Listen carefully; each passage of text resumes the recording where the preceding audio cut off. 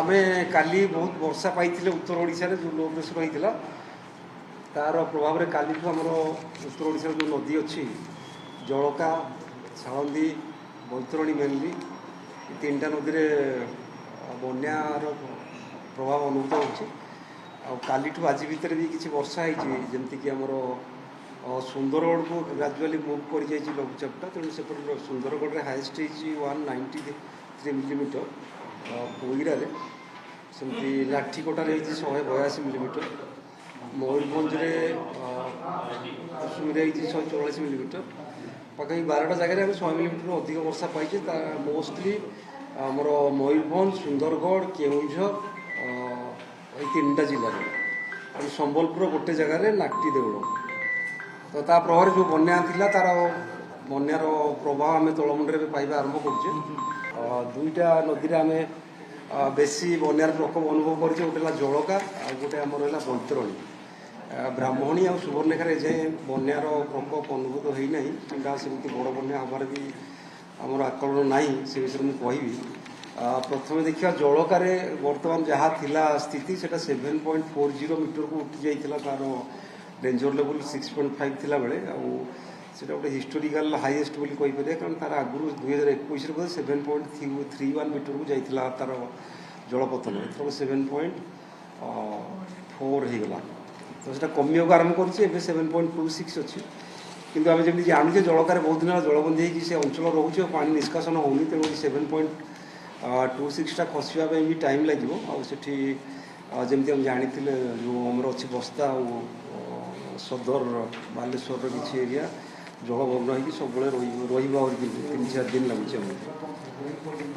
second आसा बैतरणी बैतरणी आम जो लास्ट इवेंट होता 27 तारीख में से गोटे बहुत बड़ फ्लड पाई 10,600 क्यूमेक कि आम ए काली राति तार पिक पाई मैक्सीम 7,000 क्यूमेक जोटा कमी आसला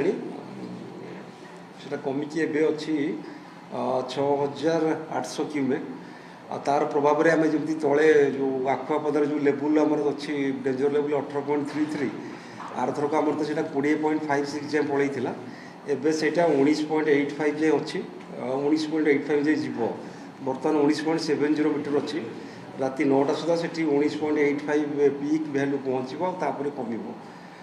से गोटे घाई जो मरामती अधा होता ऊपर देखिए जल प्रवाहित होती तेणु से चाष जमी किसी जलमग्न हम घर द्वार से ना तार प्रभाव 3-4 दिन पुणी थे पा खाली हाँपाई जेहेतु गोटे थर जलबंदी निष्कासन हवा पूर्व आउ गोटे लघुचाप आसीगला तेणु से जो रोचे आम वाटर लेवल प्रोब्लेम से कंटिन्यू कर 3-4 दिन तापर सुवर्णरेखार आम काली जलपतन बढ़िबार लगी जहाँ आम जमी जाने झारखंडर आम गालुडी ब्यारेज से रिलीज करती मुझे काली कहती 5,000 उपर आमर फ्लड हेले आम बन्या आसला सुवर्णरेखार कहीपर छोट बन्या कि एजाए आम जो आम मापू जो राजघाट बालेश्वर सेठी एबे भी 2 मीटर तले अच्छे डेंजर लेवल पा लेवल माने सेठी आमर डेंजर लेवल 10.36 एवं आम अच्छे 7.76 तो पाखापाखि 1.5 मीटर ऊपर तले अच्छे कि ग्राजुआली बढ़ काली सका आम आशा करूँ 5,000 रू 5,500 क्यूमेक भितर जल से प्रवाहित हम जहाँद्वारा कि जस्ट डेंजर लेवल टच कर कि 0.5 फुटे कि 1.5 फुट तापर ऊपर किस समय चलो तार डिस्चार्ज 5,000 रू 5,500 भितर रही तेणु गोटे बड़ बन्या सुवर्णरेखार आसब ना बोली आम आकलन रोच सेमती देखा साळंदी तो काली 4 दिन है से कन्स्टाट रोच एक्चुअली राजघाट पाखे जो लेवल आम 70 फुट जगह 16.8 16.2 रू भैरी करुँची बेसी बढ़ुना लेवल आम भी हदौड़ बेसी पा भी जहाँ छाड़ा होता कमे देखा बर 50 क्यूमेक जाऊँगी नदी में तेणु से प्रभाव में जहाँ तल अंचल जो तिहिड़ी पिड़ी ब्लक बुड़िक रही है भी जलबंदी अवस्था रही है खाली ही पारना तेणु मोटामोटी देखा गले उत्तर ओडिशार जी आमर नदी थिला तादेह मुख्यतः जलका एवं बैतरणी आम गोटे बन्या परिस्थिति सामना करुचे कालू आउ सुवर्णरेखार बड़ बन्या आसब ना बोली आकलन अच्छी आ ब्राह्मणी भी आर थर को जी होता ताठू 50% कम फ्लड डिस्चार्ज हम तेणु एत बड़ बन्या हम ना ब्राह्मणी बोली आम आशा करूँ सुवर्णरेखा स्मल कहीपर सामान्य 5,000 क्यूमेक भितर जेहतु रो लो फ्लड बोली कहीपर आम मध्यम भी हम ना मध्यम 6-7 हज़ार क्यूमेकल हम 7 हज़ार ऊपर ही सेठी बहुत 8,200 क्यूमेक जे आम सेठी प्रवाह आगुरी भी देखीचे सुगम रेखा